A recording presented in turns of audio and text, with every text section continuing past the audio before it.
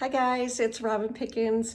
I have my queen bee cross stitch here, and it's actually just sewn right down this fabric onto the Aida cloth. And I thought I would show you how I actually just prepare the canvas and do the sewing to put down my borders onto it. All right, so for my bee, what I want to do is this area here is about 4.5 inches, and I want 1/4 of an inch that's going to show around my bee before the fabric comes in, and I want 1/4 of an inch seam. So I'm going to have 1/4 of an inch overlap of fabric. So rather than cutting this canvas smaller right now, what I'm going to do is I've got 1/4 inch here, that's my space. I'm going to be sewing a seam here, so I'm going to put my fabric down and I'm going to mark where the outside of the fabric is, so I know where to put my fabric as opposed to where the seam is. So I'm marking the fabric edge when it is turned over. So this is about, all right, let's line up again here. It's easier for me to see it when I can read the 5 and know that I'm correctly placing this. These stitches are a little outside of those, so I'm going to line up to these corners, and that looks pretty good. And so now these are going to be what I'm going to put the fabric upside down against. So here on the bee, this is my yellow fabric that I'm going to be having as borders. So I'm going to be putting this upside down against this line. Now I'm going to sew 1/4 of an inch in. So I'm just making this piece so that I know where to line this up to make my 1/4 inch seam. And I'm going to do the same thing on this other side. I'm going to line up to here and sew my 1/4 inch seam along here.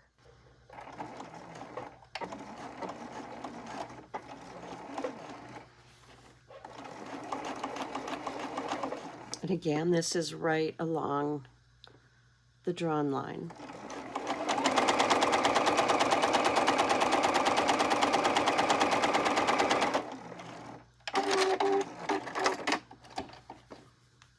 So you can see from this, when I flip it open, now I'm going to have a nice border around here, and I'm going to press that. And then I'm going to have another seam here. So it's going to be just a nice small little border.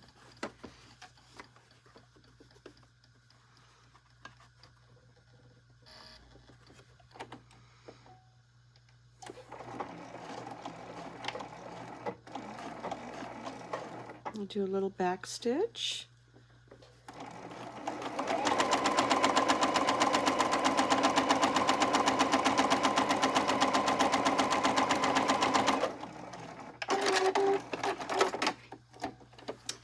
All right, I'm going to go press these, and then I'm going to do the same thing, lining up on these 2 edges to sew my other sides on.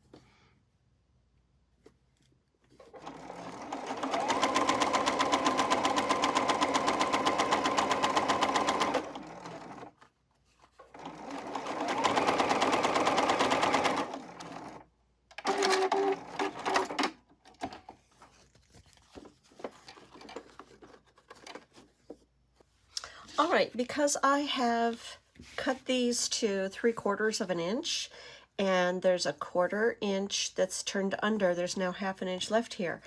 I only want 1/4 of an inch little thing. So now I know that I'm going to line up this to the edge of this, if I make another 1/4 inch seam, I'll be left with my 1/4 inch of the yellow showing. So now I'm just going to go ahead and put my next pieces on, already cut to their correct length. I can go right to the edge of that one and it'll be sized correctly.